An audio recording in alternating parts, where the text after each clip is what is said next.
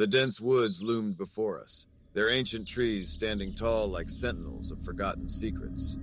My heart raced with a mix of excitement and trepidation as my friends and I prepared to embark on a weekend camping trip that would forever alter our lives. Little did we know the horrors that awaited us in the depths of those dark woods. As the sun dipped below the horizon, casting eerie shadows across our campsite, we gathered around the crackling fire. The night air grew colder, and the only sounds were the distant hoots of owls and the rustling of leaves in the wind. We laughed and shared stories, trying to shake off the growing unease that settled over us.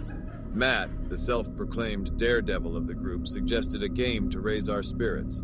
"Let's play hide and seek," he exclaimed, a mischievous glint in his eyes. The idea seemed harmless enough, a way to inject some excitement into the night. We all agreed, unaware of the darkness that lay just beyond our sight.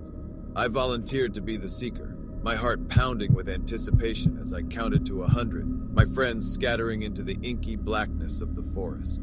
I ventured cautiously into the woods, my flashlight casting eerie beams of light through the fog that had suddenly rolled in.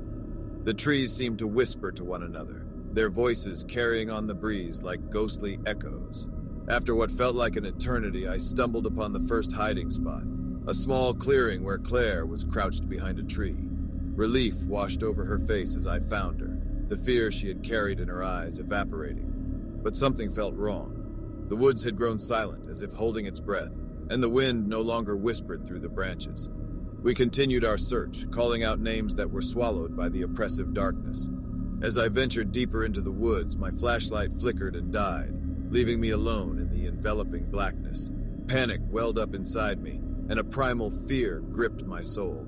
I strained my ears, trying to catch any sound, any indication of where my friends might be. Then in the distance, I heard a sound that made my blood turn to ice, a faint, high-pitched giggle.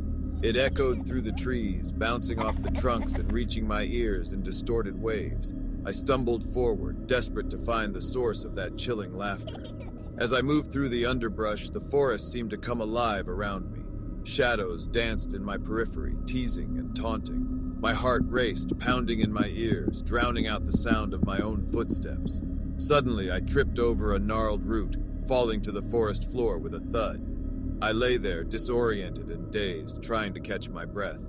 The laughter grew louder, more maniacal, and it echoed from all directions as if a chorus of deranged souls was mocking me. I forced myself to my feet, pushing through the pain, and stumbled forward, driven by a desperate need to escape the clutches of the haunted woods.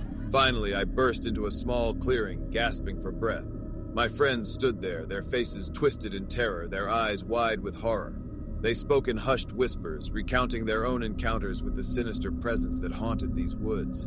They had all heard the laughter, felt the presence closing in on them, and fled to this spot, seeking safety. Together we clung to each other, praying for dawn to break and release us from this living nightmare. But the forest had other plans. The laughter grew louder, filling the air with a bone-chilling cacophony. The trees around us seemed to lean in closer, their branches reaching out like gnarled fingers. Then, as if responding to some invisible command, the trees converged on our position, sealing off any chance of escape. We were trapped, at the mercy of an ancient evil that fed on our fear. The laughter surrounded us, drowning out our screams as the darkness consumed us one by one. And so, dear reader, heed my warning.